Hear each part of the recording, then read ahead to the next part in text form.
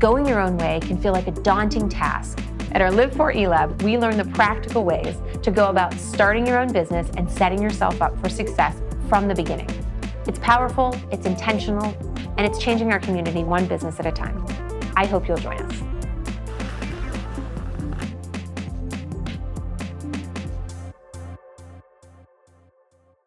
So, topic of conversation tonight is probably, for me, one of my most passionate parts, which is people, because for me, having a business is the reason that I wanted to have a business that was beyond being like a solopreneur, as we like to call it, is that I believed God entrusted me to be able to lead well. And for whatever reason, that is going to include other people, but like that's a gift that I have, is that I can lead other people and give, kind of a solid place of employment. So I never wanted to really kind of like stay that. I think I did for a while, and then I was like, wow, there's an opportunity to kind of give other people a place that they can work that is not, I don't know, you just see so much bad, like people work for really bad employers and they have like really kind of toxic work environments and all of that. And I was like, what if you can not be like that? And what if you can give people a place to grow and thrive? But I understand that not everybody is going to be an entrepreneur. Not everybody's going to start their own business or, run their own nonprofit or something like. So some people are going to be the leaders, and then some people are going to be employees, and that's okay. But you can still give people a place to thrive and not, feel like it's this burden. So that was kind of a thought that, something that's been on my heart for a long time, which is why it's so cool now we get into like employment. So for me, that's why I think this is really a big deal to talk about what it looks like to employ people. And not necessarily, there's two ways to employ people. So you can employ people like employees that are actual employment relationships, or you can have subcontractors. And the big question I see with small business owners and everybody that runs into this is who's what, how do I know, how am I supposed to do this, what's legal, what's the taxes, of course, all the things. So I made a very handy chart that Kaylee made. I didn't make it, Kaylee made it, that's why I say that. I made it. I'm like, I didn't make it, Kaylee made it. So I thought we'd break down like the two big things. How do we have people that kind of work under our, what we would call employ? And we basically have two categories. So we have people who are employees, and that's a very definitive, different term. And then we have people who are contractors or subcontractors, okay? And so we kind of broke down on the chart what the comparisons are. So, when we talk about employees, these are people who do work for us in some capacity inside the company. And that doesn't mean full-time either. So we can have part-time employees, we can have full-time employees, and they come with different legal ramifications. But employees are basically individuals who you tell who, what, when. Okay, so if I tell you, I have work hours, you have to be on site at 9 o'clock, you have to meet or do this standard of service or care or whatever, and it must be done within these, within this parameters, and I monitor that. Like, if I have control, okay, it's sort of this idea of control. That is an employee relationship, versus a subcontractor is going to be generally those people who we have a desire for them to do something, but we don't have like the full control. So we're like, the common analogy is like I have a web designer, right? And I'm like, I want you to build me a website. I want it done by next Friday. I don't care if that person works for 100 hours in the next 3 days or 100 hours in the next 3 weeks. Like, if I have a deadline, the work needs to be done. So I'm not necessarily dictating like the timeline and the hours of employment and and they're not necessarily a part of my overall day-to-day team. And that's a subcontract. And the other thing to understand when you have subcontract is subcontract employee is not a thing. And so a lot of people misuse this, but the word subcontract employee is not an actual thing. So there is no subcontracted employee. They're either an employee or they're a subcontractor. And that's really important because a lot of people are like, oh, I just have subcontracted employees. And I'm like, no, you don't. You have subcontractors, or you have people who are actually employees that you're paying illegally. okay? And it's one or the other. So if you're paying subcontractors or paying people who are acting like employees, you're telling them when to show up, when to do all the things, but then you're also paying them on a 1099, which is the most common way people understand they get paid through given a 1099 at year's end. That's not correct. And legally speaking, you can get in a lot of trouble. And it's not the IRS that will get you in trouble. It's generally the state and the Unemployment Commission and the state of Pennsylvania who will get you in trouble. And the reason for that is the state usually manages how employment relationships work. And I have a true case. I had a client that was very common in contracting, unfortunately, in the trades, and they had a very consistent person that was absolutely under all rules, should have been an employee, was like a project manager for them, showed up on these days, did the work as according to what they said, and they fired him. And the individual, hello, welcome. They fired him, and the guy filed for unemployment, and he won because they said he was actually an employee, and they treated him as a subcontractor, and they made the client pay 3 years of unemployment back to this. It was like a $75,000 settlement. Okay, so this is like not one of those things where you're like, oh yeah, it's okay. Yeah. Ask a question. Yeah. So I see in my industry, the massage industry, this is very sketch all the time. All the So time. I have legit employees. Yes. And that is the way that they should be characterized. Yes. But there is another business that's far away. They're not our competition or anything. It doesn't matter. But they schedule all the appointments through their online portal. They accept all of the payments through a singular platform, and they don't have like a front desk staff that like manages things. So they're all independent contractors. Yes. But they're like doing laundry and like all these other things. I'm looking at this business model. I'm like, all of these people are misclassified. Misclassified. Yeah. Okay, so I'm correct. Yeah. So and so there's two parts to it that is not just like the who, what, when. So there's the second part. So then there's the legal part. It's like, could the state come back and say that these people are misclassified as subcontractors, or as you classified them as subcontractors, they should be employees. And then you also have a huge liability risk there. So in that case, each of those subcontractors, so if you have a subcontracted person that's working for you, they are responsible to hold their own insurance, or you have to include them on your workers' comp. So if you don't know what workers' compensation insurance is like everybody that walks in here that's my employee, if they drop a case of paper on their foot, I mean, that's about the highest risk we have around here, but they drop a case of paper on their foot, they have a potential, and they break their foot, they have a claim for workers' comp. Don't listen to that, boys. Don't follow me. But they have a claim, right, for workers' comp. I pay insurance to cover that person while they're under my employ.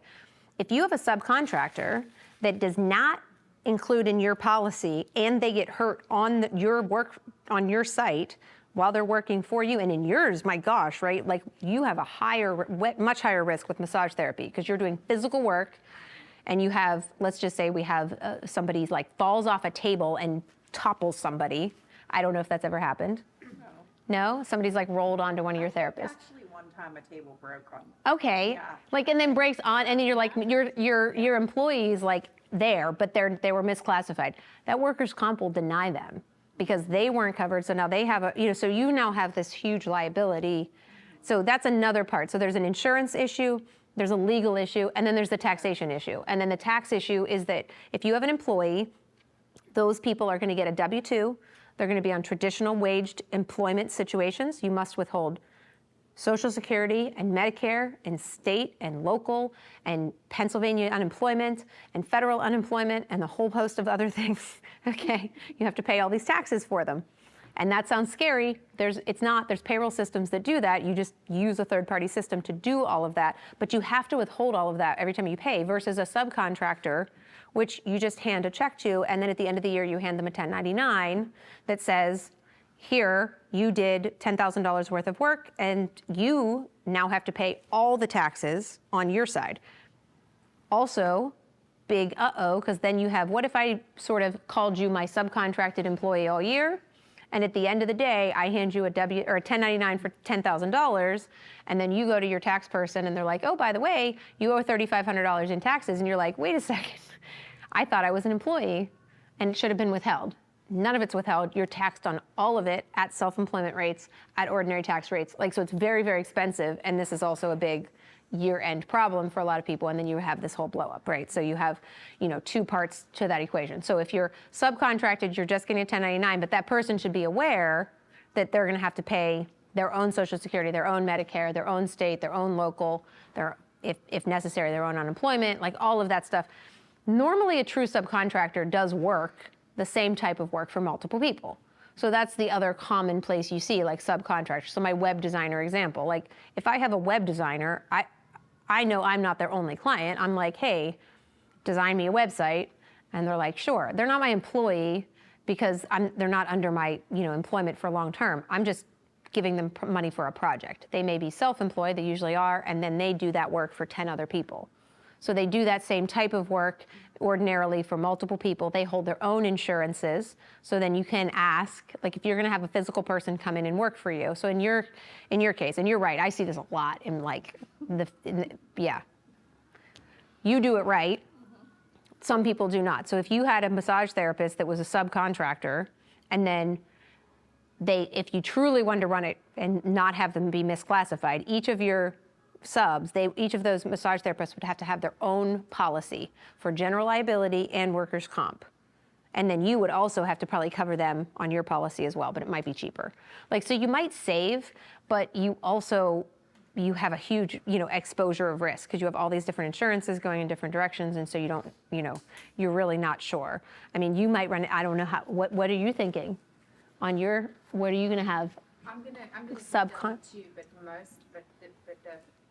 a large bunch of the counseling stuff is independent contractors. Right. And it's always uncertain because, that the predominant thing that we do is counseling. And so they should be classified as W2. Right. Yeah, but no, I'd like to do W2, although like you, I've seen both. You see, I was going to say, I see that. I think that's It happens in both. a super common thing in counseling as well. Right. And the same thing, so then if it was a subcontracted model, each of those people would have to have their own malpractice insurance. Yeah, but that's typical anyway. Yeah. Ours is too. Yeah. They all have their own. Yeah, They all have their own. I would just have business insurance. And then you have the extra. Yeah. But a lot of these I see work for multiple group practices though. Yeah. So And if you have somebody that truly is a sub, I mean, there are people that are true subcontractors, but again, they're usually doing work for multiple people. So if they're like, you do have to ask the question, like if I'm the only person you work for, then you have to do W2. I'm probably your employee, not your subcontractor, And then the last thing that we included on there, which I think is important, it's important for us, is that you have to understand what type of business you want to grow from a culture perspective. And so if you have a desire to have a business that has more than one person other than yourself working for it, it is very difficult to build a culture around subcontractors because you're now asking a bunch of people who you're already saying you're independent and I'm not going to treat you the same as an employment situation. And in that, but at the same time, I want you to act like you care, and I want you to act like you care about my organization or that you're involved. And so it's very hard to build a culture around a subcontracted model if that's important to you. And I think that, again, back to my own personal passion is like, if we don't build a culture that is, like my whole goal is about that culture that we build here that empowers people. And so it's going to be very hard for me to have subcontractors who don't buy into that because part of our culture is, again, the team and all of our different, core values and all of the things that we do. And so if I was like, oh yeah, by the way, you're also a subcontractor and I expect you to somehow care when you're not an employee, like it's just like a level that's hard to buy into. And so it's very hard to have somebody that has the same culture when you have a subcontracted model versus an employment model. Yeah. I imagine there's sort of a hybrid approach is useful in some fields where maybe like core either therapists or core massage or mental health therapists, there may be benefits to having some who are in-house employees where there's commonalities Yep. in how you engage, or like, are you front facing, whereas other things that are just more administrative or maybe not core, but you want to dabble, that's where I would sell out. Mm-hmm. Or as opposed to like, yeah. Yeah, and I think, and a lot of businesses do grow in both ways. Like, so there's plenty of scenarios. I mean, we have people that, you know, do work around the company that are subcontracted. You know, legal is an easy one, right? I mean, so it's like, we're not big enough to have in-house legal, right? So of course I have a subcontractor, because it's not like I don't have somebody who's gonna be a full-time attorney on staff yet. There's always a yet. There's always a yet, you know? Kayla loves when I'm always like, it's just not there. We're just not there today, you know? But like, so that's a person, right? I don't need that person for like a full-time situation. And yes, their involvement, although I do care that the attorney actually has the same like core values as me, I'm not gonna be able to dictate their culture, the same thing yet. But and you know, there's plenty of situations where companies grow to the point where they're like, yeah, I want in-house counsel. And again, because you want that attorney to like get your company and get your culture so that you can grow there. Yeah. So, just for like my own sake, Yep. would you say that, just from what I've gathered and putting out, subcontractor is someone you bring in temporary to complete one task, and the downside of that is that they don't have to have the same kind of like group loyalty to a company, and they don't have to have like the same standard of operation as you would hold an employee to, while an employee obviously has to meet standards of the company and fall under line of that company, whereas a contractor is less liable to that company rather than an employee. Yeah, that's exactly it, Tom. Like, so yeah, I mean, you have, within an employment situation, and that's the same thing, there's a relationship that exists with employees where as the employer, I have standards, obviously, that you have to uphold in order to continue to maintain that relationship. And then in a subcontractor, there's also, so then legally speaking, with employees are treated differently for various reasons. Employees are protected for a lot of our legal stuff. So it goes along with that. The reason with employees that we have employee handbooks, we have contracts, we have, you know, absolutely like certain HR standards we should have in place. And we kind of gave you a list on the other side of like, these are some absolute necessities that you should have. A lot of people enter into employment relationships without those, and not ideal. I get it. When we're starting, a lot of us, you know, kind of start and you're like, oh, what's an employee handbook? I will acknowledge, like, we did not have an employee handbook for several of our first hires, okay? Brian is in the back room. Thankfully, Brian, you know, loves me and has stayed with me for 15 years. But we had no employee handbook. I was like, hi, do you want to be my employee? And he was like, yes, and he showed up. And I think I remembered to pay him most of every 2 weeks, except he does remind me that I did forget one time. So, like... Just once, it's fine. Yeah, it might have been twice. It was like early on, and like I wasn't even taking a paycheck, and then like, I don't know, I just got busy and he never said anything. And then eventually he was like, hey, so like I was supposed to get paid like 2 weeks ago, and I was like, oh, gosh. And I was like, did I not? And he was like, no, you didn't. I was like, he's never let me live it down. But yes, you have to pay people regularly. You have you know, so again, there's a relationship there with an employee. You have obviously like certain standards, you know, not that anybody should be doing anything untoward in any way, even with a subcontractor, but you do have different standards with employees, you know, of course, that fall under certain guidelines. Like, you know, nobody here is doing anything egregiously ignorant to anybody, but there are people that do. Employee, they have actually a mutual relationship that an employee, like if I mistreated an employee, they could come back and say like, you know, I don't even know. Like sometimes I can't even think about the things people say, but I could mistreat an employee. You could like spit in their food and they could sue you. I could. That is very like you. That's actually a true story, so that's why she's saying that.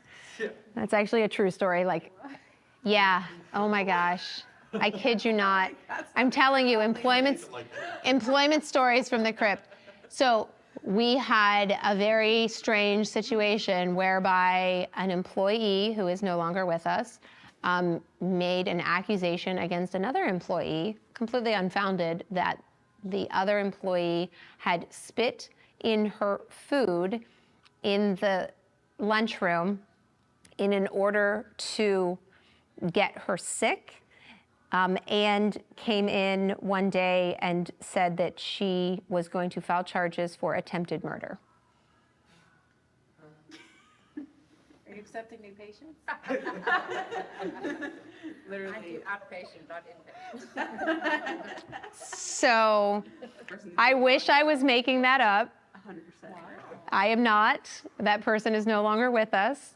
And I don't know. I don't even know what the reason was. Thankfully, we're an at-will employment state. And I was like, I'm sorry, you no longer have a job. And it was crazy. And then we escorted her off the property. So it was literally a complete, So talk about. so you're right, like an insane person, right? Like, and I was like, no. I told her to have, I told her to give the cops my cell phone number and have them call me personally. They did not. So yeah, I don't know. We just had, apparently we had a break that day and we decided to come in and, so you've never heard that one. See, all the employees you've hired and fired over the years.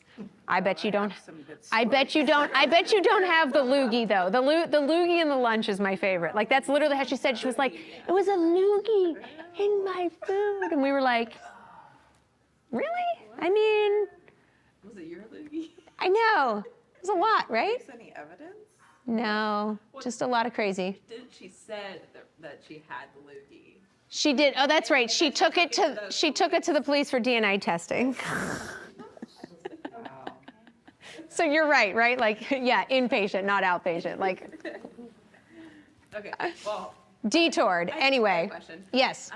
So I don't know if this is right or wrong, but can you look at it as employees are kind of open-ended contracts? Like they're with you until one of you guys terminate the relationship, where like a subcontractor, it's usually like within a time frame?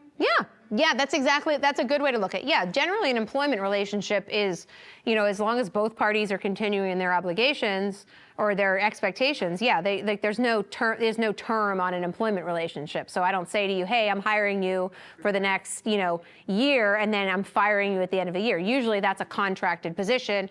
And we do see that, particularly in some sectors, like where you will have companies be like, I'm hiring a temporary, and sometimes they do actually just subcontract that, and they, or they have very clear. But yeah, most of the time employment relationships are open-ended until one party decides that, it's not working, either by, change of business direction or. Because subcontractors are never that, are they?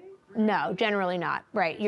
Like you can renew maybe the contract, Right. but it's usually like Yeah. a time frame. A time frame, yeah. So that's a good way to put it too. So subcontract, so that's another like differentiator between who we're paying for subs. So the reason this matters is that when you're classifying people who come to work for you, it's not just, and I hate that this is the case, but it is harder to have an employee. Okay, it's harder, it's more cumbersome. We have to have more stuff. We have to have our ducks in a row when we have employees. However, I think personally, the benefit to that is there is more loyalty. Okay, so I have much greater buy-in because again, we go back to that core foundation of culture is that I have a person who, if I can have a business that has enough, revenue to support the employment of that person buys into the overall, improvement of the organization versus a subcontractor that's like, they're doing a job, they're getting it done to get a check, but they just, it might renew, they might like it for 6 months, they might change directions, they might want to go off on their own, they can change as well, and it's just harder to have a buy-in. So it's harder to have the employee, you have to have more ducks in a row, but I do think it's more beneficial to the growth of your organization with an employee versus a subcontractor, which can, stifle growth because you're just, kind of asking somebody to have a buy-in that they don't have to have, right? So, I don't know, does anybody disagree with that? I mean, that's my personal feeling on culture. I think that's why that culture piece is really important. Isn't that also because with a contractor, you can't give them specific directions. Like with an employee, they have to show up to you know, a staff meeting. Right. But like a subcontractor doesn't. That's right. Yeah. Are you paying them or going? Yeah, if it's in their contract, right. But you know, you can dictate some things, but you can't. Yeah, I mean, If it's they have to do a staff meeting, then they're not contracted. right. It's like That kind of directed. custody and control of the person, so to speak. So, Um, yeah. I applied for a role recently as a freelance strategist, like up to 16 hours a week. It's to fill in gaps that this organization is having, just in being able to, they don't have enough people to do the work. Yep. And they don't know specifically what projects per se during a 4-month period, but I would imagine, I basically, I'm sort of if I were to get hired, I would exist as a team member for 4 months, and I would imagine that I would be expected to show up to meetings the exact same way that team members are, because that's how the contract is laid out, and those expectations are there up front. Yeah. So like to her point, like Yeah. if you're doing like multiple jobs and something like interferes, like they can't hold that against you for not showing up because Yeah. you already had a other job. It would be my responsibility as a subcontractor to figure out how to manage those conflicts. Yeah. And it would be on me. Right. actually, Yeah. Not on the person who hired me for this. So. But to even Within reason. Within I also reason. wouldn't accept I get to make a choice about who I Right. would work for, and when work, I would ask, like, that's an excellent question. And so I would ask something like that and suss out how, like, they would, as an How they would employer, handle how Yeah. they would handle that for a sub, and are they reasonable, you know? Yeah. You have other opportunities. You don't want to be limiting your. limiting it. And but to your point, like you even said, it's a 4-month contract. Yeah. So it would also be, again, see, the language that you're using is like, okay, that's a true it's for a short period of time.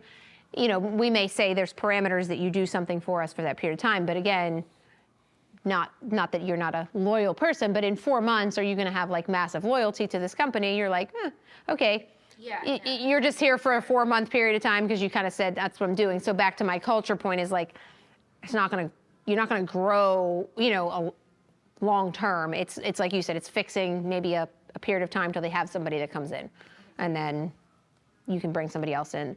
And then the last thing about employees to remember, and this is another, you know, harder part, but a benefit. Employees generally are entitled to benefits. Okay, so depending on the size of your organization, you can start very small, and most of the time there's exemptions for not having to offer benefits. But if you have an employment relationship, generally you're going to start to offer some type of benefits, and that again builds that culture. So when you talk into benefits, depending on what you're talking about, you're going to have sometimes paid time off, whether that's earned or given. You're going to have paid holidays, things like that. You're going to have generally maybe retirement benefits, health insurance benefits, supplemental benefits, like all of these kind of benefits. And the idea there is not as a penalty. And again, you grow into that because it's not even at our size, we're not even required to offer near the benefits that we, generally 50 is most things. The city of Pittsburgh actually has a 20. So if you are inside just locally, like the city of Pittsburgh has a lower limitation. If you have over 20 employees, you have a requirement for some of those PTO benefits. But generally it's 50. But that doesn't mean, most of the time I see people getting into the place where they offer those benefits before they hit 50. We obviously do, and we're not at 50. But the point is that's a culture build. So what you're doing is you're building a culture to say, hey, you stay with us for a long period of time. You have the ability to keep, you get paid time off. We want you to take time off to, do these things. We're going to pay you for holidays. We're giving you retirement benefits, health insurance. Like, so all of those things are benefits, which then again builds loyalty to that person sticking with you, because it's much stickier when I have all of these things for somebody versus them being a sub that bounces around. And again, they might make a couple bucks more an hour, but they're bouncing, they're from contract to contract, they may not have stability, things like that. So that's the other reason that you're building culture with employees, and that employee does build, those benefits. So you have to be aware as you grow when you, might get to needing to offer benefits.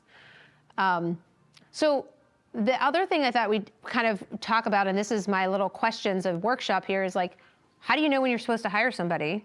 Because most of you are starting and you're like, okay, I'm brand new. How do I know when I'm supposed to like get to the point of hiring? What do you think is like your trigger when you think, I need somebody to help me in get to the next level? What's that? Do I have enough money to pay them? Do I have, it's always the number one. Do I have enough capital? Do I have enough money? Okay, so always the question, right? And this is what stops a lot of people from growing. So back to why I think that if you start with the idea of that, believe it or not, businesses with employees, there are plenty of people who can be solopreneurs, but the most successful ones end up evolving into having employees. And the reason is they understand that they cannot do everything alone. And so building team around you is actually, it's an acknowledgement that you yourself are not the most important thing in the world. And that's really hard sometimes, I think, particularly when we get into business and people are like, I want to start my own business because I'm amazing and I'm good. And most of the time you are. But the switch to employees is the acknowledgement that I'm actually better with people instead of saying that I'm the best thing in the world. And so it's actually a selfless decision to say there's a way to make everybody's life better than just kind of hold up on myself. So with money, this is why I think before you even get to the point where you want to talk about having employees is, does your business model, and I mean, we've, does your business model support making enough money that there's margin to have that person? Because if you're building a business model that it just basically gets you to a bare minimum, you're going to constantly be running up against, you will always be up against the time. You never have enough time to do everything. And so particularly, you will always cap by that time. Like you cannot get beyond it because if your business model doesn't support enough margin to add the person in. So if there's anything that, again, and I've learned that way changed, constantly, like evolving and changing and, whatever. But when I started out, it was like, okay, well, I mean, as long as I make enough money for me to eat, I'm good. But that's just enough, right? And that's like just enough to like make me eat, and then there's no margin to add in time for somebody else. And it's like, oh, well, now I have, okay, now I want to do that. Oh, I can't because I don't have. So if you could get anything, if I could go back and like tell my younger self is like, build it with margin now. Build your pricing. Start off with pricing that is not like, what does Colette need to bring home to eat? But what does Colette need to bring home to eat and employ somebody? What do you need to build enough in order to have the support to have somebody help you? And the more that you look at it like that with margin, you're going to have the ability to build into a person, okay? And then the other thing to remember is that having other people buys you time. And if you focus on the fact that you have another person who's doing some work that was not maybe your highest and best use of your time, and you're able to go in a different direction, or maybe it's a sales direction. Maybe you're better at the selling, so you need to do that, but then you can't do the technician work. Well, then you have to have that part done because that's better done by somebody else, and I'm better here. Whatever it is, admin work, whatever it is, usually you need people to help you support. Otherwise, you're doing, you can wear all the hats, but it's kind of exhausting. I don't know, personally.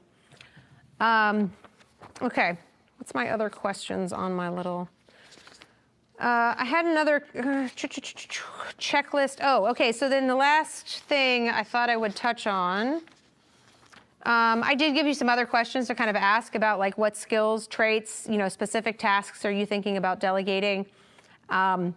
I encourage you to start thinking about culture from the beginning. I don't think I took this seriously enough again at the beginning. And if I, had to go back is like now looking at it. And I think I definitely would say looking at us now from day one, like the first day somebody shows up, we're hearing culture. I mean, do you understand our culture around here, Drew? You're my newest guy on staff, right? Day one, okay? That wasn't always the case. It was like expected, but we like lead with that. Like let's lead about what our principles are and everything like that. So as the earliest that you can start to build what you want your culture to be, I think the more successful you'll be in building the culture of the team that you want. Okay, instead of assuming, because otherwise, same thing, you'll have a bunch of people who all show up with their own individual ideas, and all of a sudden you wake up one day and you're like, holy crap, I have 6 people and none of them even have the same goal in mind or the same mission or the same, and everybody's sort of doing their own thing. And it's like, am I actually running an organization, or I just sort of have a house where everybody shows up? Right? I mean, it's kind of a real thing. The other thing that we thought we would give you, which I don't know if you have anything like this, but personally, I'm pretty proud of what we have done, and so we are giving this to you, is we have our 100-day success plan. And if you do not have this, that is the black and white kind of first 100 days. This is just an example, and you can edit this for your own. But we have found this to be very, very helpful and clear expectations with anybody who's new coming into your organization. So again, I'm telling you this not from because I've done this right, but because I haven't. And so this is much clearer, because if I have somebody who's brand new, and basically, here's the thing, the dirty little secret about employees is that you generally know within about 30 to 60 days whether they're the right fit. Okay? So I almost always know this. And every time I know it and I don't act on it, it's a shame on me because I didn't fire them fast enough, okay? And if you want to talk about firing people, we can talk about, the unfortunate side, but if you have employees, you have to fire people. And my recommendation is you do it faster.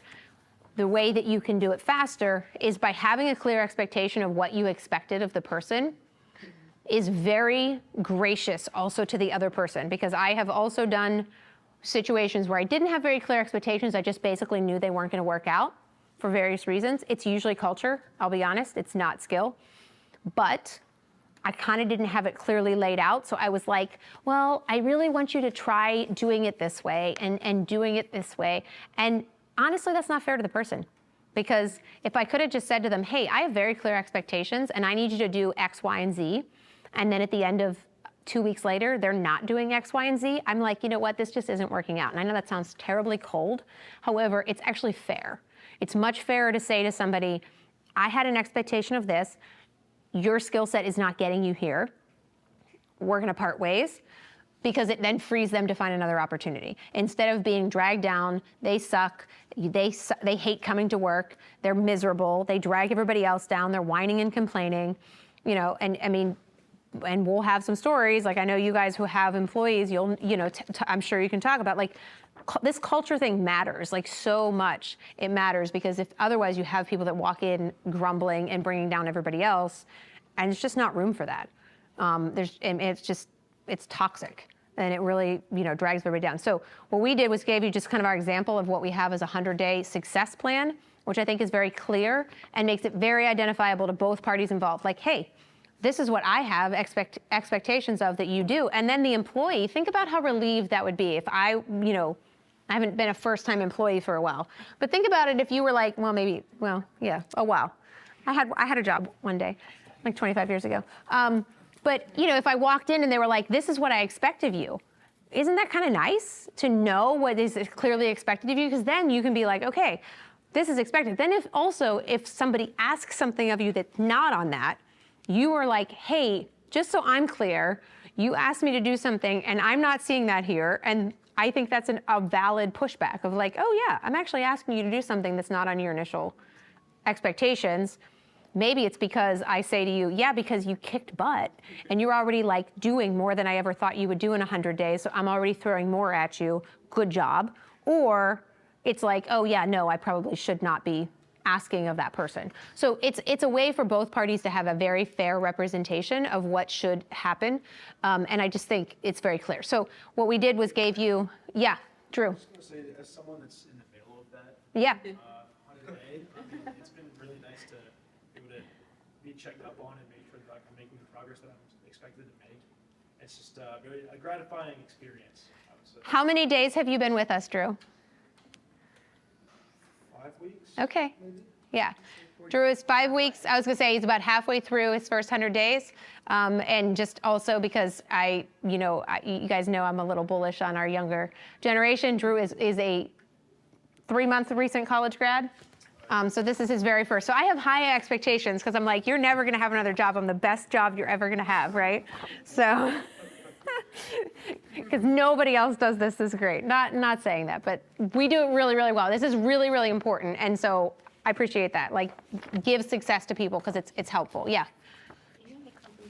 What is that? Good question. So company scorecard. So this is something that we use internally. And if you haven't implemented something like this, what this is basically a metric where both parties are communicating to each other about what their expectations of goals or tasks are. So the way that we have ours is we have this like company-wide scorecard. It's designated by different individuals, like the different departments, right? And inside the department is each person's name and then like their top 4 priorities for the week. And they themselves fill out their scorecard each week. So it's also a kind of accountability metric. So they go in and say, like, say the tax department, right? So it's like number of returns that are past a deadline because we have a tracker. So they know how many returns would have come in the door and how many should have been expected to be done by Friday. So it's how many are past due, because we care about that because we're like, either that tells me as the boss that I've over given work to that person. So like if consistently I see 4 weeks in a row that they're not getting something due by deadlines, then I've either given them too much work or they're failing on time, because then also they're lining up against people of their same peers. So now I've got 4 people in the tax department and everybody's getting 6 returns done a week and you're consistently doing 2. So it's a double edge. So you're putting your own numbers in, but then we also talk about it at our weekly meeting. And so then each person is mutually responsible for, one, putting in their numbers, seeing where they're at, so being accountable for their own work, but then also seeing where their team is and understanding that they start to say like, man, I'm only getting 2 done a week and Drew's over here and he's the new guy and he's doing 6. And it's like, well, okay. And believe it or not, I don't even have to say a word on that, right? Because they see it, because you see when everybody's is public to everybody. So it's our scorecard in between. So it's a double-edged sword there. So it's intended for the employee to have accountability, for the employer, for management, for us to be able to see where somebody is succeeding or needing or struggling. Because sometimes, again, I'll see somebody who's like past, all their projects are past due. We come in and we're like, hey, what's happening here that's causing so many of your projects to be past the expected deadline, right? And maybe it's a difficult client, maybe it's a client's not getting back to like, it's not always that person's failing. Sometimes it's also a little bit of a cry to us, like, hey, I have too much work. We had that, I don't know, maybe like 6-9 months ago. We were short-staffed. Everybody's projects were past due because we had way too much work and not enough people to do it. So we were, we knew that, and we were like, hey guys, we see it, I know it. I know you're putting still in your projects that are past due, but everybody's are past due. It's not just you, right? Because we just didn't have enough people to do the work versus, now everything's kind of coming in. So that's our company scorecard. So I would recommend you build, again, what's your metrics? What do you expect people to do? And you can break that down by department. So it's like not everybody has the same goals. We have admins, we have, if we don't have a sales team yet, but like sales is the easiest one to say. Like if I have a sales team, it's like how many cold calls did you make? How many follow-ups did you make? How many deals did you close? What was your expected outcome for the week? And you can scorecard that. Yeah. Yeah, this is very general. Ours is more specific, but we generalize. Correct. Yeah, and we have this and then we have this general by job description. So like this isn't one size fits all. So this is per like job description.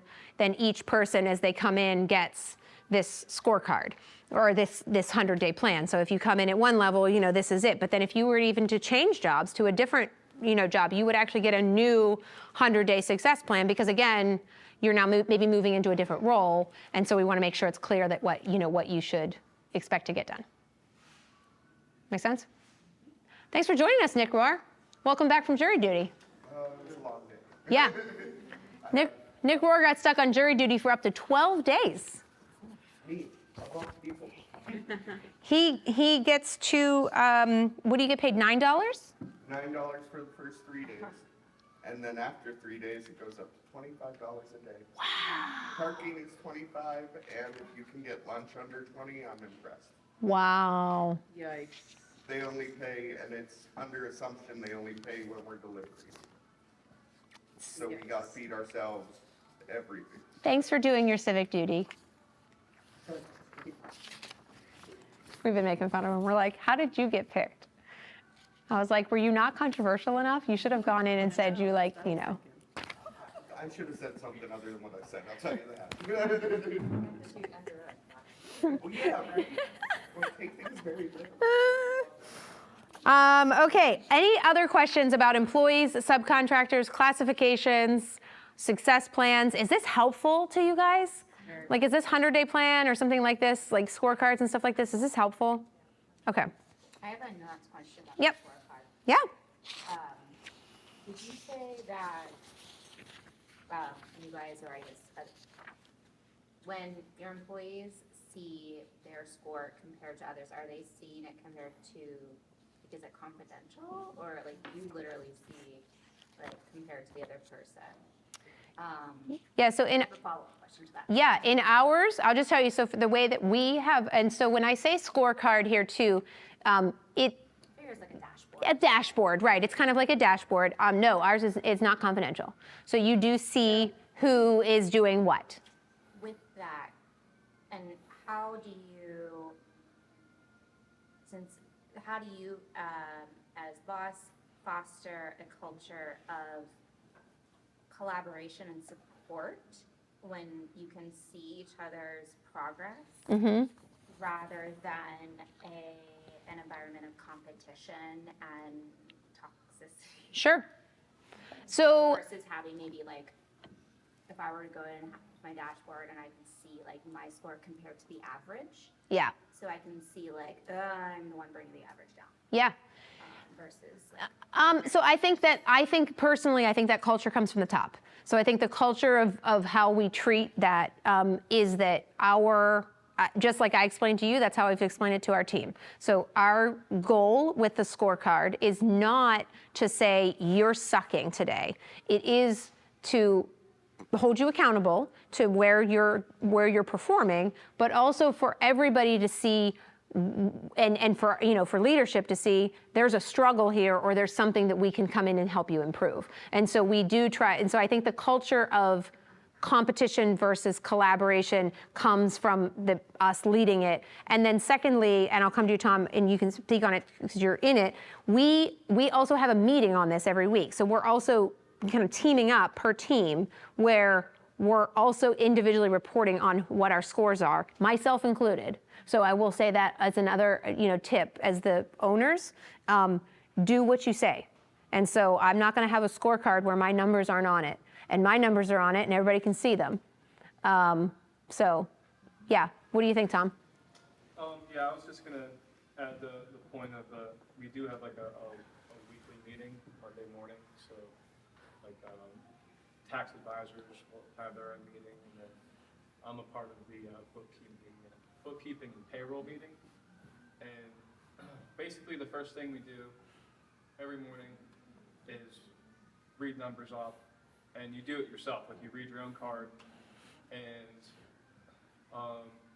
you just say, this is what I got done, this is what's past due. I like to leave notes. We use an Excel spreadsheet for it, so you can kind of throw notes in wherever you put your numbers in, and kind of just say, hey, if they see that you have, because we do projects and be like, oh, well, you have this many projects completed, and then you spend a lot of time on these projects. I leave a lot of notes on why I have so much time on these projects, and it just is a way to kind of be clear, like, yeah, it doesn't look like I was as productive this week, it's just because these things took me a lot more time to do. Mm-hmm. And it's just kind of like a way to like, show to the rest of the team, like, it's cool to, just as long as you're being, transparent on your end. Can I ask a? Yeah. Okay, so as an employee of Kelly, like, how does that make you feel when you're in those situations, like giving your own personal, do you feel like more motivated? Do you feel like intimidated? Like, where are you at? It's funny, they actually, so I started volunteering, like, to be the first person to give my numbers every week, because I'm like a very antsy person and just like ripping Band-Aids off and stuff. And now it's just expected. I start off reading the scorecard. So, yeah, I kind of just like, I'm more comfortable with it now.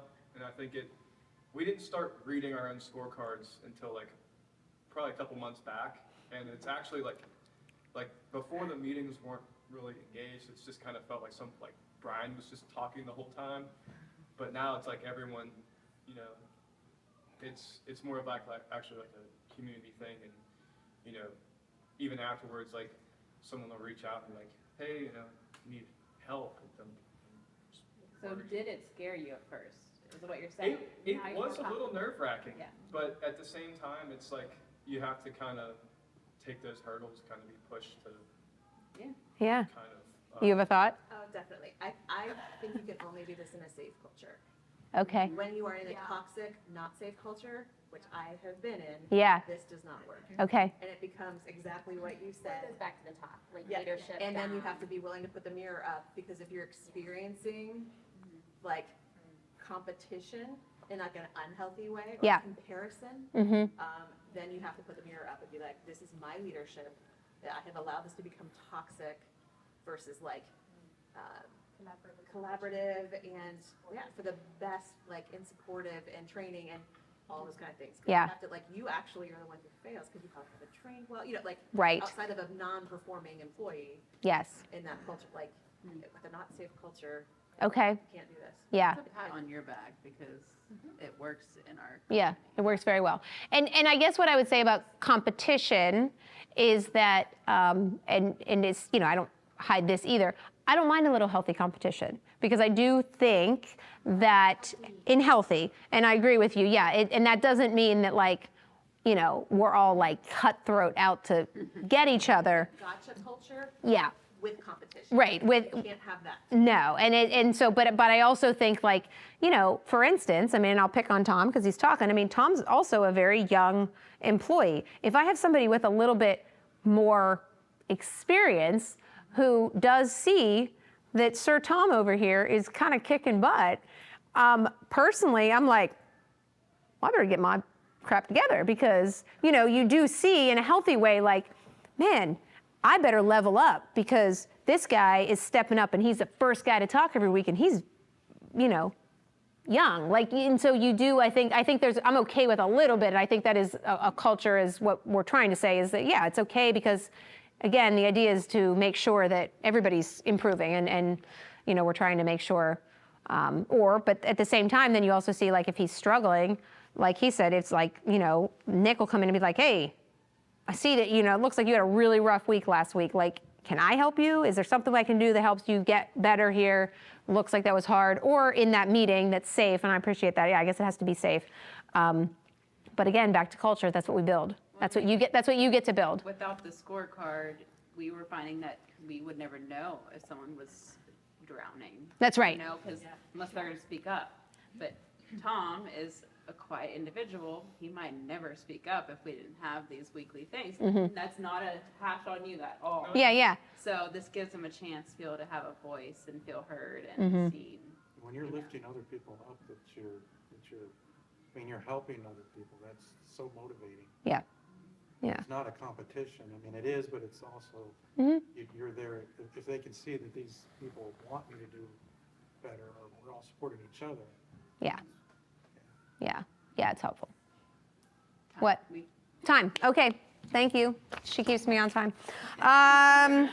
Okay, good. You have your 100-day plan. I hope that's helpful for you and that you can take that and, you know, put that in. So I have two panelists tonight, and so we'll bring them up. I will start with Heather Brown, founder, CEO. Look at her putting a CEO name on herself.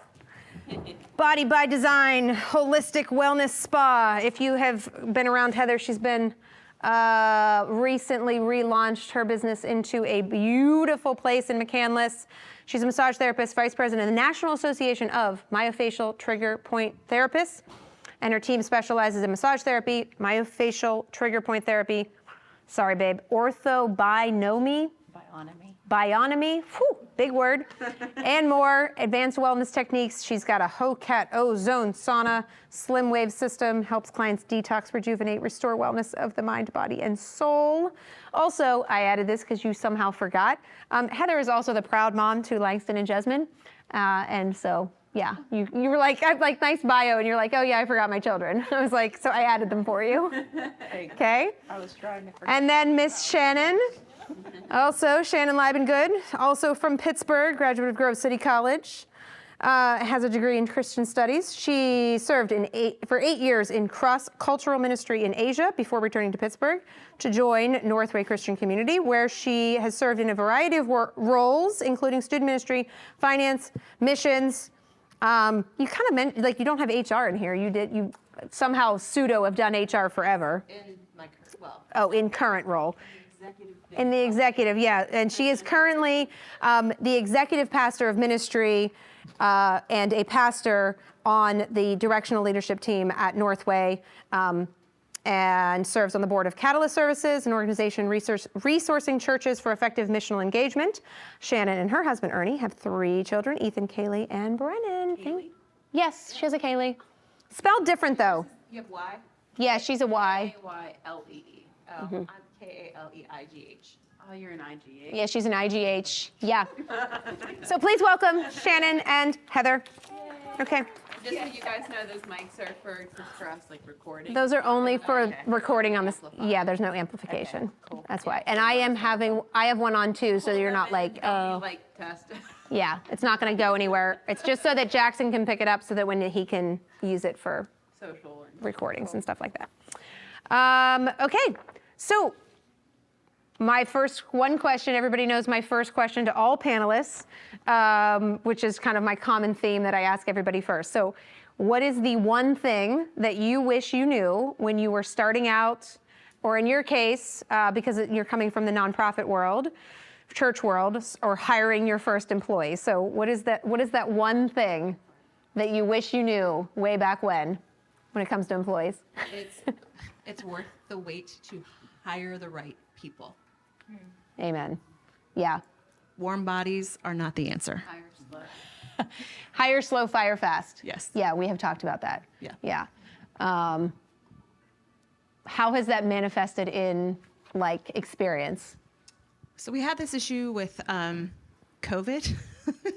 We, as well as half the world, had the mass resignation. And when you get desperate, you do desperate things. And so we have seen a significant percentage of even those that we brought on that we just were like, we just got to fill holes. That when you're not diligent to the process, like, so for us, we hire around character, calling, you know, as a Christian church, chemistry, and competency. And if you fudge on any one of those things, it's just a recipe for disaster. So you got to trust your gut in some of those spaces and just have the long game. But Yeah. yeah. I should add too, and how big is the organization that you basically lead? So we are a multi-site church with 7 campuses, an outreach hub, about 200 between interns and all the extra employees. Yeah. So it's a fairly complex, like, matrix model. Okay. I like to make sure that I point out for you guys, because I don't just like put people up here that are like, oh yeah, I have an employee. Like Shannon runs a very large organization, so she knows a lot about employees and all the fun things that I just mentioned. So, all right, Heather, what's your one thing you wish you knew when you were starting out hiring your first employee? Who was your first employee? I think it was this woman named Dee. She was not a good choice. Sorry, Dee. Yeah, so interestingly, I was basically thinking all the same things that you just said about setting really clear expectations from the ground up. Because I think that I came from a kind of a bubble, small Christian school where, everyone is inherently on the same page as far as like values. And so I kind of blindly went out into the world thinking that that was a thing, but it is not a thing. And you really do have to like explain everything up front. You do have to explain your culture. You have to explain your expectations. And So going from just being a massage therapist to owning a spa and having employees, that was like a huge journey. So understanding how to set clear expectations around what is the culture here? What do I want you to do? I loved everything you just talked about because that's kind of where I am in terms of implementing things now, 17 years later, you know? But better late than never, right? Every day's a new day Right. to succeed or screw something up. That's what I say. Okay, so what do you think is the most, when we talk about like employment, what is the most challenging or unexpected consideration when it comes to staffing or to employment of anybody? So what do you think, like one of those things that you're like, wow, I just unexpected? Go for it. I think being invested for the long haul and doing all of those things. So bringing them on right, continuing to develop them and grow them. But I think the hard part that, I don't know, that's unexpected is when they leave, how much it costs you. Which is why I go back to my first answer of like hire right. And while you can't always get it right and they don't always stay.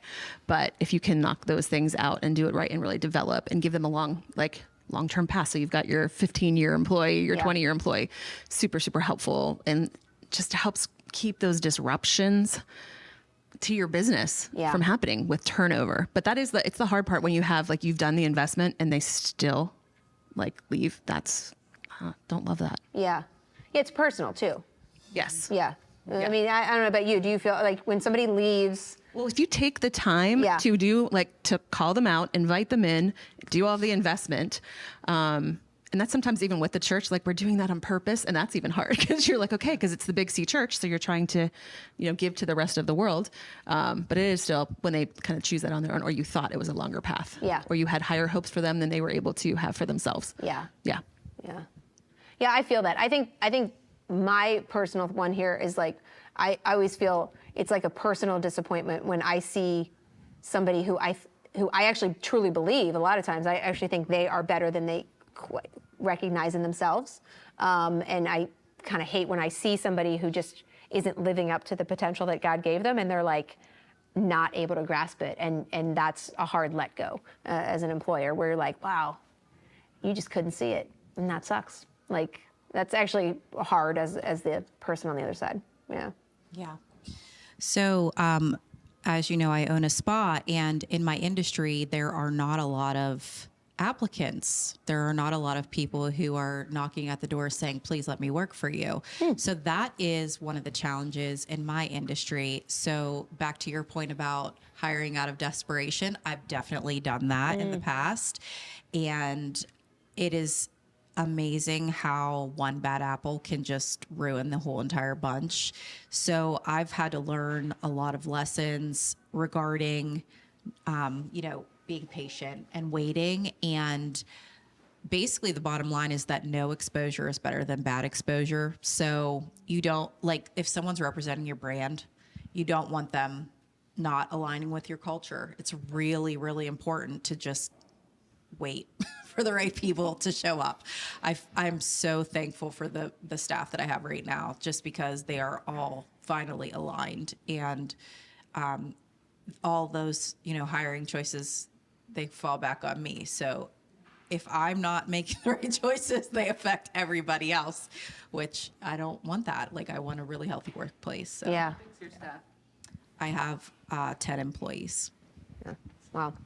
So yeah, back to that. You see how you see same themes like culture. Like what? It's funny because it doesn't matter what the work is, but it's like culture.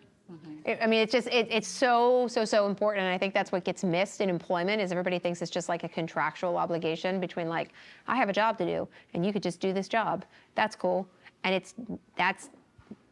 I think that's just completely wrong.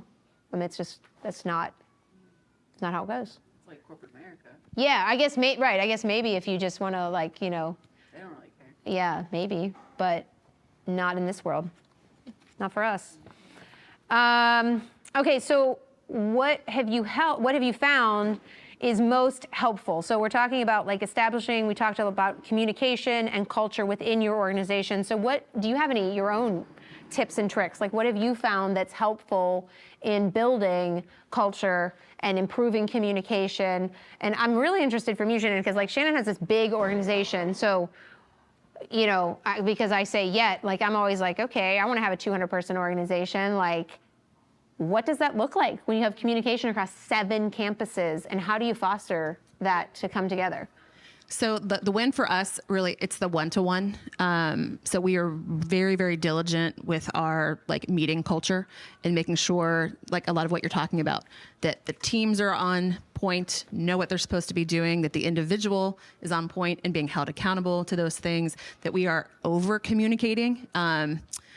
You know, not, I think sometimes in like the big business world, and this contributes to culture, where you're like, I got the one memo, I had a busy day, never read the memo, like, and then you're held accountable to these things, you know, like, but having like leaders reinforce that and the why behind it. And we use a platform called Leader that captures all of our one-on-ones and agendas, and I can populate any of my probably 25 different agendas and teams and different meetings I'm on, cross-pollinate, keep a pulse on that. Super, super helpful when you get this large to be able to be like, okay, out of this meeting, this many people need to know. Here's where it needs to be reinforced. Here's how I have to come back and follow through with accountability. You can assign tasks on it and action steps. You can set your goals in it. We do all of our performance planning through it. So I would say just that diligence to those that report to you and making sure that they're set up for success is just really, really important. But you cannot do that. That's where we have found without accountability, which Leader helps us with that accountability, because we can see like, hey, like even with performance, they're not performing. Have you documented that in your one-on-one so that you aren't coming cold call and they're like, well, you said it was okay. Like, so having that's trackable, holding our leaders to one-on-ones with all of their employees so that everybody's getting the development they need. They're getting their voice heard. They're getting communicated what they need. When we were not holding accountable to that, we had a massive problem with communication and culture. Yeah. But with that shift, it's made a significant difference. So was there a period of time where you weren't using that platform? Right. Like it's probably within the last 5 years that we came upon that platform, and like it's been a game changer for us. Interesting. Yeah, so one-on-one meetings between leaders and, you know, across teams and things like that. And a singular platform, because you did, I have my Google document where I'm tracking all this, but like, can you show me that Google document? Can we really tell you have that Google doc? You know, like you say you're doing things. So having it like in a singular platform when you're this big, that's really helpful. Okay, interesting. How about you? Love that. That's #goals. #goals, yeah. We just started one, so yeah. That's awesome. Yeah. So right before we moved in June, we had a team retreat, and I think that was a really powerful experience to getting everyone on the same page. We just did a day, and we had 4 or 5 different speakers come in and do team building activities and exercises. Some of them were just written exercises, but we also were out in the parking lot doing physical games and exercises together. So it was like really engaging. And I think everyone came away with a lot, you know, just feeling like they had been poured into and cared for. And I used to be a restaurant manager. And the company was very big on the value of the person philosophy, which is all about how when you show your teams that you care about them, they want to do better. They want to perform. They want to excel in your environment. And that was a really powerful philosophy to kind of adopt as a manager. And so the one-on-ones, it's amazing what you learn in a one-on-one with someone. Their job, a lot of times, if they're underperforming, it's usually because of something that's big happening in their life. And it is helpful to know that. Maybe they wouldn't come to you directly necessarily to say like, hey, my mom's not doing well or whatever, but you do as a leader need to know these things. Not every life detail, please, but the big things, are important because they are going to impact your job. So just regular check-ins, I think, are important.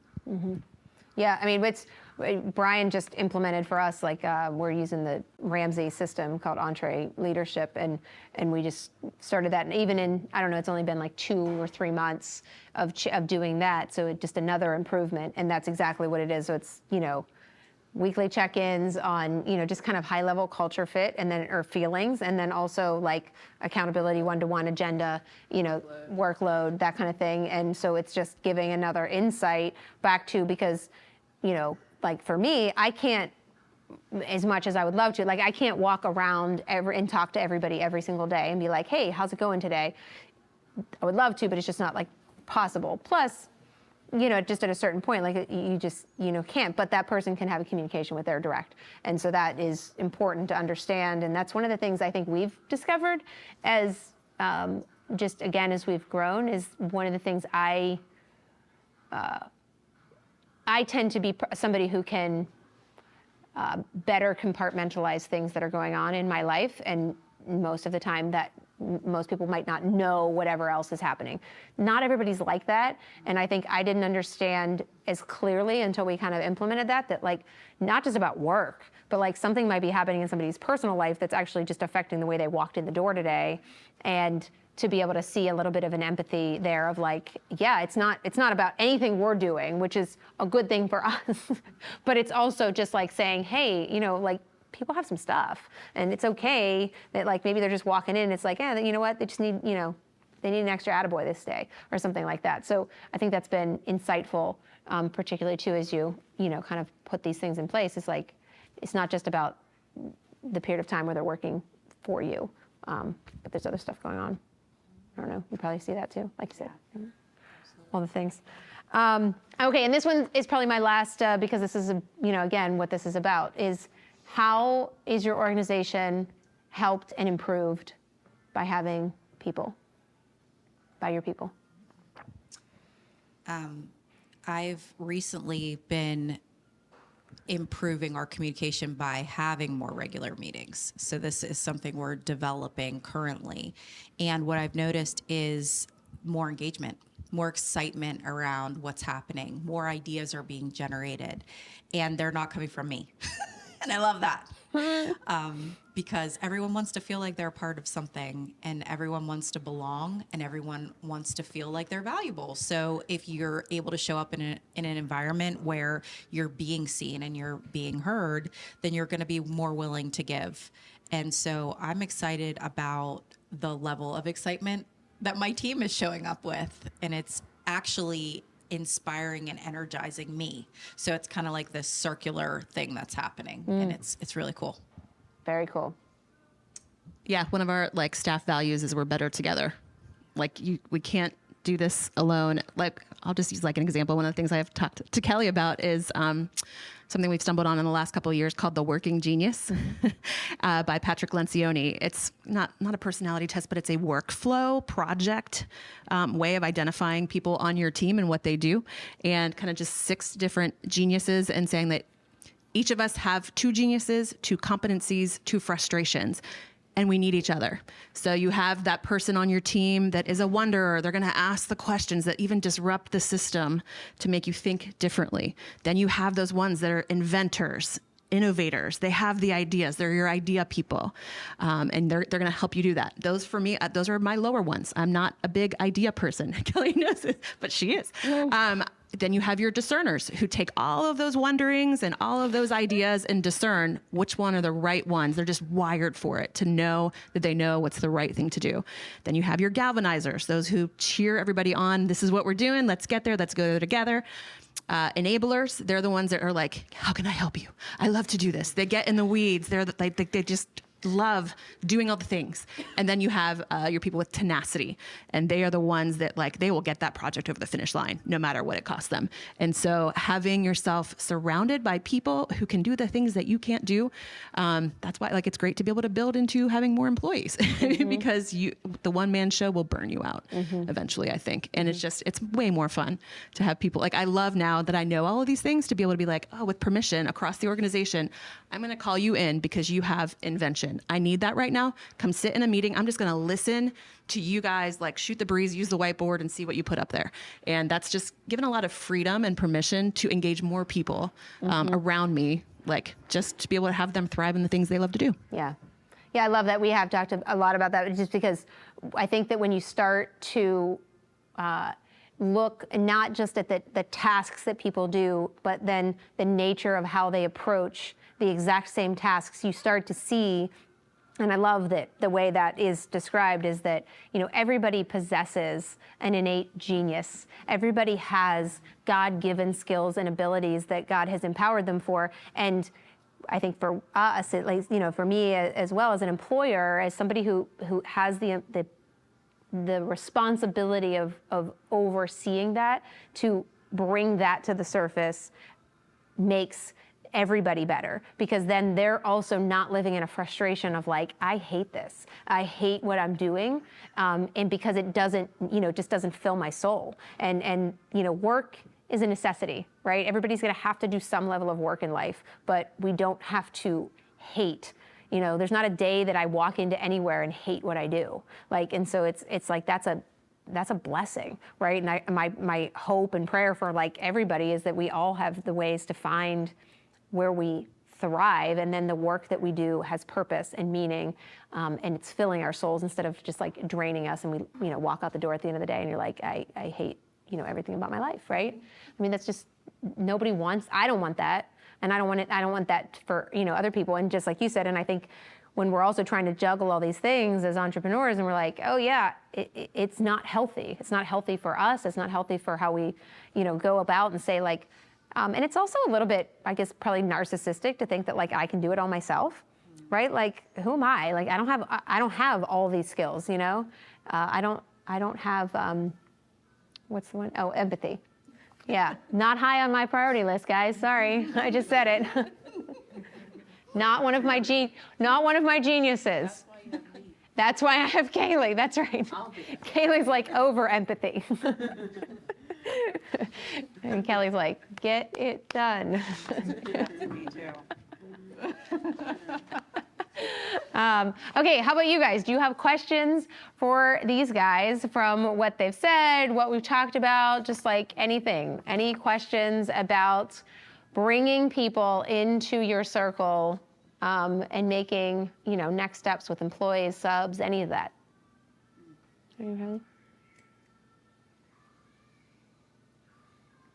That's good. Yeah. Yeah, Lisa. Do you have a process, or whether it's formalized or not, for yourself to periodically do your own like quality improvement check, like on yourself? Like for like the example we were using about the scoreboard is maybe a tool to uncover some maybe not great culture stuff happening, and that would be like good information. What do you guys do for yourselves, and maybe how did that change over time for you as you figured things out? So I think coaching sometimes can do that. HR, I have a weekly HR call, and there's an accountability there. So I'm able to bring up an issue and hear wisdom that's coming from outside of me. I think that's really helpful to keep me on track. Yeah, we just had this conversation at our directional leadership team because we, 7-8 years ago came off of a really toxic culture. And so you're sitting around a table with one another and saying, the culture feels really, really good. Like, it's good, right? But I'm like, but we're talking to each other. Like, what if we're the embers with their clothes on? And so, so you have to ask, and you have to have an open feedback culture. And so, like one of the things we really encourage is our skip level meetings, so that you don't just hear from the people who are, reporting to you and want to hear, like they want to tell you the things you want to hear.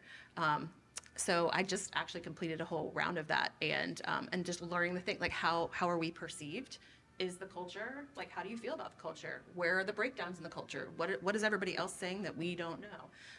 Tell me about your direct report and how they're leading. Is the communication reaching you? Like you learn a lot of those things, because sometimes you can feel, I think, untouchable, especially if you're the one who makes decisions about employment, and what people do or don't want to tell you. So sometimes, like, if everybody is reporting to you, if it's not safe, they might not tell you things. But you can even, we've hired consultants to help us with that too. Along with that, for me, like, I'm just in a regular place of assessing my own, like, soul health. Am I healthy? What am I carrying in from the last season that's bleeding on everybody who didn't cut me? And just evaluating those types of spaces and doing the work of, like, getting stuff up and off that doesn't serve, that I should not be carrying into the season ahead, so that I stay healthy for the team around me. Constantly growing personally, you know, just leaning in, reading books, having conversations with people who are smarter than you. Yeah. No, that's what I'd say. I think that the evolution of being in a position where you have the gravity of the influence that you have, I think that there's two, and I didn't intend, but I do think it's interesting that there's 3 women. I think women see this a little bit differently than men in the way that they lead, but for me, the more responsibility I have, the lower I have had to become. And that's intentional. And so it's like, to me, the posture consistently becomes not, oh, look at me. It's like, how can I keep bowing to serve you? Because it's like such a gravity of responsibility to have people in your employ that I understand deeply the responsibility of that. And so I have to continually humble myself and be like, and so that looks like outside coaching, that looks like having a support system that is not inside your organization. It does look like having it inside your organization with other people too. I mean, I think that's important, but I think that there's a desire, at least for me, to say, like, yeah, look in the mirror. I mean, and I've had that tell me, you know, and not in a cut me down, but like, make sure I stay humble, because otherwise you can't serve people well. So I think that that's something that at least I've seen. I see it more with women, I think, because we have more of an intuitive nature to leadership. And I think good leaders that I see in men, though, do that. They very much acknowledge that, you know, they're like, yes, I happen to be in the position of the leader, but that actually means that I have to, you know, kind of continually humble and work on myself. So I just think that there's an attitude when I see good leadership is a continued humility in how they do. I think even with that, like, you just have to keep ego in check perpetually.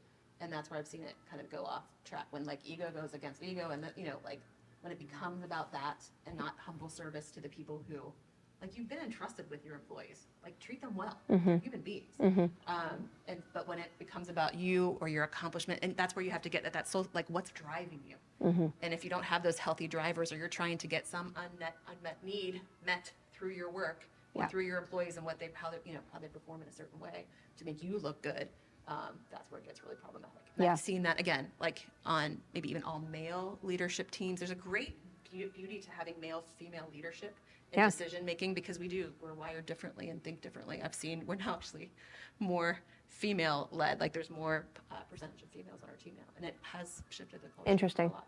Yeah, I mean, she mentioned that I just knew from personal, she came into a culture of only female in an all male 7 years ago. Most of my tables, I'm the only female. Yeah. So, Tom. So, regarding, like, hiring and then, I guess, employment, how do you determine, like, when someone's, like, a good fit for a team? And, like, how do you sniff out, like, rotten apples or bad apples? Like, just curious, because, like, I've had a lot of jobs, and I've been working, or started working when I was 12, and I've had, like, a lot of jobs since then. I'm 21 now. And, like, I've had a lot of jobs that were, like, very, almost from the get-go, like, I caught a vibe that, like, things were kind of tense, and, like, what's different, like, here is, like, it was an adjustment working here, because it was nothing that I've experienced where, like, wow, nobody here actually has, like, any malice towards me, and everyone here just wants me to do good. So it's like, Imagine that. Stay as long as you can. right. So I just, how do you like kind of display the patience for the good people, and when you kind of suss out the kind of rotten apples in the sense, how do you deal with that? Yeah. You fired more people than me. So, I mean, it starts with the interview, the application, and I always, in any interview process, I'm always telling the applicant, like, you're interviewing us as much as we're interviewing you. So it takes both parties, like, mutually discerning that. From like an employer perspective, like, how are you showing up? Like, from the very beginning, if you have not edited your resume or have errors, I know that you aren't paying attention to detail. You're not going to show up. Like, how you dress for an interview. I don't care if whatever, show up well, present your best self. We look for things like, we look for humility. We look for hunger. How you take initiative, how you show up, like, are you engaged, or you're like, I'm just doing this interview to do this interview? Like, it really does, in those aspects, I think, like, there's just a lot of tells. We'll catch people off guard with just a random question. And if they only say, and they can't think fast on their feet, they might, part of that, they probably won't survive or thrive. When you're in a complex matrix, moving, living thing, like, you got to be able to, like, pull yourself up, keep moving, and, like, even in the void, you got to know what to do. So I think part of how we also interview is based on who is the direct report and what is the personality fit. We have some who are like, they are the compassionate, like, dig into, I want to figure out all the things that are holding you back in life and help you improve. We have others that are like, I just expect you to get the job done, know what you're supposed to do. And it's very, like, black and white. So depending on the role you're hiring for, and also the competency of it. Like, don't pretend to be administrative if you cannot do administrative things. Don't pretend to be a people person and then go up, like, and for a sales job, if you, like, don't like that, like, we will sniff that out right away. We can tell if there's, like, chemistry happening or not with that. So I just think show up as your authentic self, but come, like, honorably with, like, professionalism, showing that you want something, like, is really important. Mm-hmm. Yeah, I think asking a lot of the right questions in the interview obviously is where it starts. And for me, it's, why did you become a therapist? Like, what's your why? I want to know the why, because that's going to tell me if you align with the culture. If you talk a lot about money in your interview, that's a huge turnoff. Not because you don't deserve to make money, you absolutely do. But what we do is rooted here. It's in your heart. It's either you have the love for people to care for them in a compassionate way, or you don't. And so I, things like that are very telling, and then I always like to find out how you've interacted with other coworkers in previous jobs, because our space is very intimate, and if you can't play well in the sandbox with others, then you're not going to be a good fit either. So a lot of similar like traits. We are looking at character. You can't always know that right away. Some people can put on a pretty convincing mask during an interview, but I think for me personally, as time goes on, I'm able to discern and see a lot quicker. And now I just need to be like Kelly and fire them quicker. Thanks. Yeah. Do you find that it's a red flag if they don't ask you questions? Yes. Yeah. They're not hungry. They're not taking initiative. Yeah. The best interviews, they're asking questions. Yeah, I love that what you said. I think there's a twofold. I think that, yeah, I'm always like, there's a huge component of hunger, and hunger can look like either persistence, but in the right way, because there's persistence, and then there's Like missing EQ persistence. yeah, what's the word when you're, like, desperate? Okay, there's persistence, and then there's desperation, and I suss this out with, like, salespeople all the time. I was just literally joking about somebody yesterday that just wrote me this like met me once and literally wrote me this email like, hey, I'm want to meet you to talk about our working relationship. I'm like, hi. Nice to meet you. You know nothing about me. You made 4 assumptions, and you're like, I want to do a working relationship. It's very one-sided, So the second part of that is maybe a little bit of or a lot of. I think that as you grow in what you're hearing probably from all of us is there's a level of discernment that just comes with a little bit of wisdom and time of like discerning that you can kind of tell, not always, and you know, but when you look back, I'll go with this. When you look back at people you fired, at least for me, okay, loogie girl, that was a warm body hire.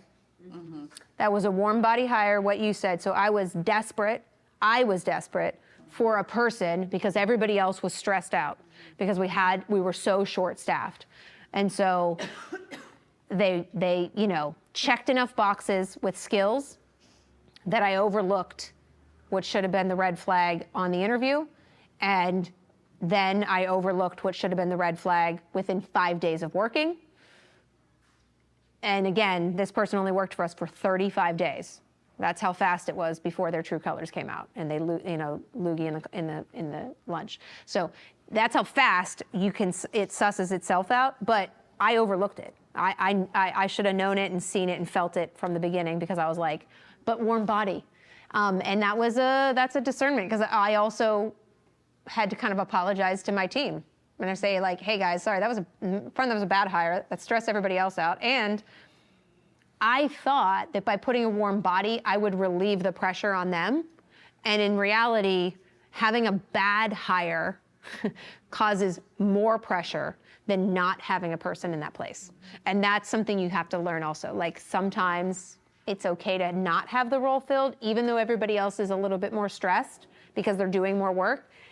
They're actually, in the long term, more appreciative that you didn't put somebody sucky in there. So that's a culture. And I think where people screw that up is when there's toxic cultures, is they just hire for the position. You're like, yep, sounds good, check a box. I don't care if you show up every day, sucking, you know, complaining, griping, whatever. No, you know. but I think you have demonstrated an excellent ability to guard the culture by weeding out bad apples quickly. Yeah. And that is absolutely important in any workplace. Yeah. Yeah, and as employers, like if you are the owner, like you are the watchman on the wall, like you're the gatekeeper. And so those choices, and then taking responsibility for those choices, like when you mess up, like again, that is an example of humility, and it only models for the rest of everyone else permission to like not be perfect. Not be perfect. Yeah, my bad. Screwed it up. Anything else? No? We got 10 minutes, so Cool. we can just Chill out. eat some more food, Eat some food.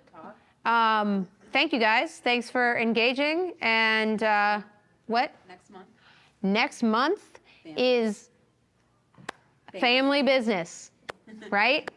yes. So you know, one of the interesting things about entrepreneurship is frequently some people who you work with might or might not be related to you, and there is a whole host of complexities that comes along with family businesses.